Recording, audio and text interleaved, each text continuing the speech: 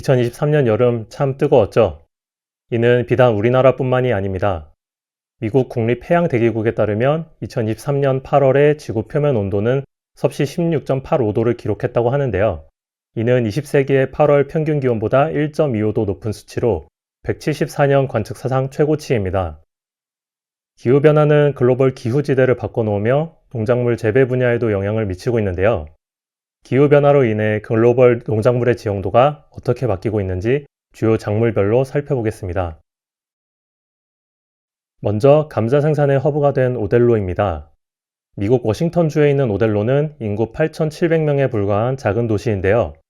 이 소도시에서 매년 미국 전체 생산량의 약 15%에 달하는 75만 톤의 감자 제품이 생산되고 있습니다.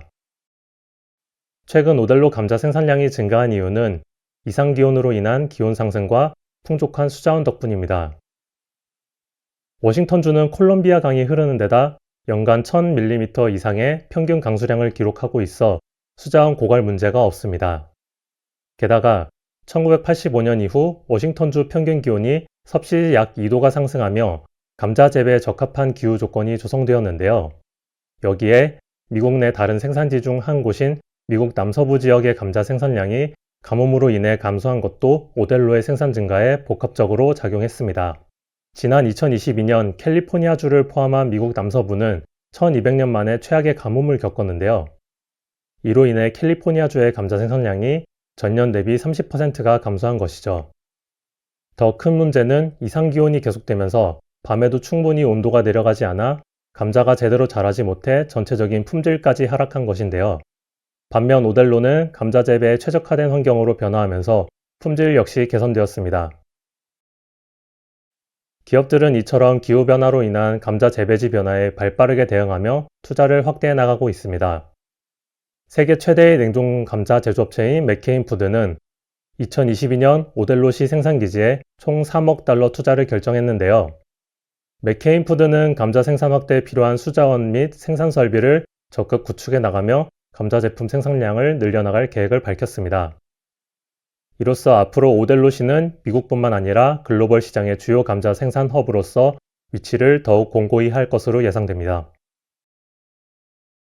다음은 올리브 특수를 누리고 있는 튀니지입니다.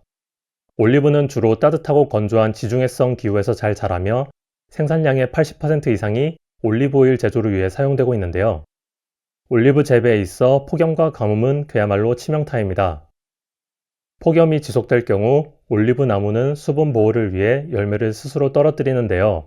이는 곧 올리브 농사의 작황부진으로 이어지게 되기 때문입니다. 국제올리브협회에 따르면 전 세계 올리브 오일 생산 1위 국가인 스페인의 경우 지속된 폭염과 가뭄의 영향으로 2022년 생산량이 78만 톤에 그쳤습니다. 전년 대비 48% 하락한 것인데요.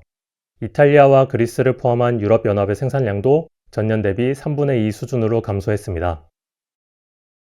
이처럼 올리브 오일의 주요 생산지이자 소비처인 남유럽 국가들이 폭염과 가뭄으로 인해 올리브 생산량이 급감하자 인근 지역에 위치한 북아프리카 국가들이 대체 올리브 산지로 부상하고 있는데요. 그 중에서도 튀니지의 올리브 오일 수출액이 크게 증가했습니다. 튀니지 국립농업연구소에 따르면 2023년 상반기 올리브 오일 수출액은 5억 7,500만 달러로 전년 동일 기간 대비 36%가 증가한 것으로 확인되었는데요. 게다가 올리브 오일 공급 부족으로 올리브 오일 단가가 1.5배로 상승하면서 수출액 상승에 기여하였습니다. 이처럼 올리브 오일 수출이 활기를 띠면서 튀니지 정부는 올리브 생산을 전략적으로 확대해 나가려는 적극적인 움직임을 보이고 있습니다.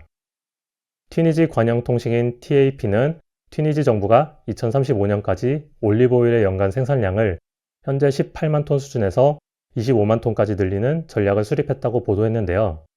생산량 증대를 위해 관계시설 확충, 품종 개량 등을 진행할 예정입니다. 마지막으로 와인 산업의 핵심 포도 재배지로 스웨덴이 떠오르고 있습니다.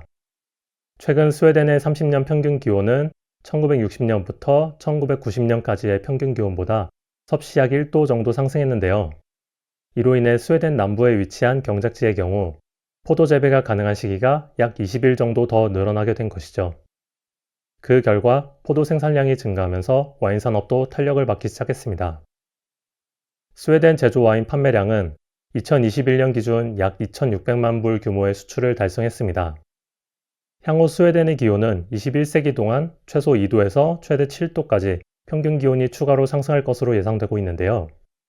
이에 따라 스웨덴 와인 양조 산업도 더욱 확대되며 활기를 띠게 될 것으로 보입니다. 지금까지 기후변화로 촉발된 글로벌 농작물 지형의 다양한 변화를 살펴보았는데요.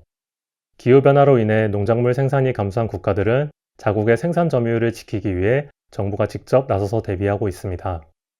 대표적으로 중국은 이상기온으로 인해 2025년까지 중국 내 곡물 자원 생산량이 국가 수요 대비 약 1억 3천만 톤가량이 부족할 것으로 예상하고 있는데요.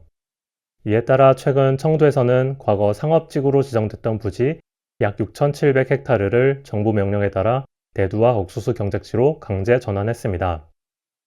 이처럼 2021년 이후 중국 정부의 지시에 따라 농경지로 전환된 국토의 넓이는 약 17만 헥타르로 전체 국토의 약 1.8%에 해당하는 거대한 면적입니다.